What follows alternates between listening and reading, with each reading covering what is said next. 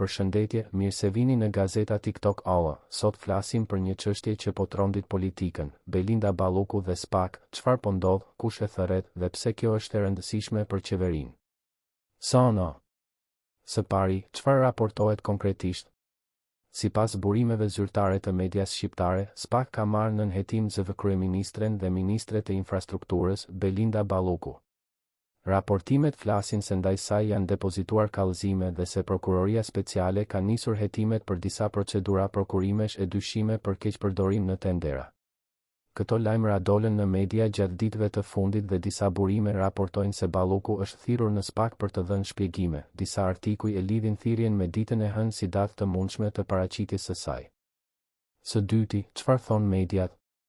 Disa portale tregojnë se fletëthirrja ndaj Ballokut u dorëzua zyrtarisht në ministrinë që ajo drejton pak ditë më parë. Dokumenti përmbante kërkesa për informacion dhe provat që prokuroria po shqyrton.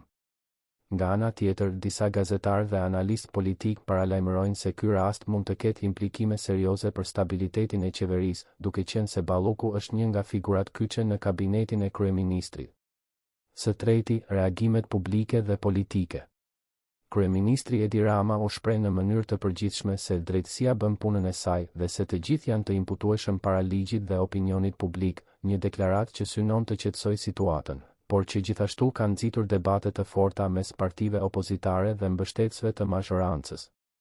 Opozita po kërkon përgjegjësi të plotë dhe disa politikanë kanë thënë se nëse hetimet sjellin prova konkrete, do të kërkojnë edhe llogari politike. Çfarë duhet të prisni të mësoni më tej?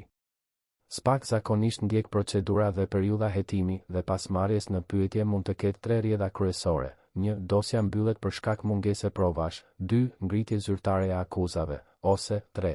Hapje më e thellë e hetimeve kundër të tjerëve të përfshirë.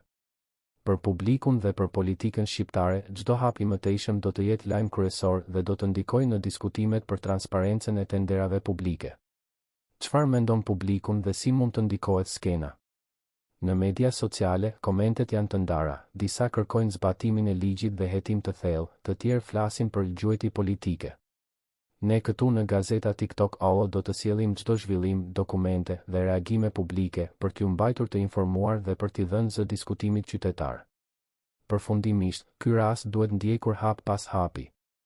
Ne do të publikojmë një video përditësuese sapo të ketë zhvillime të reja dhe do të analizojmë çdo dokument që SPAK publikon.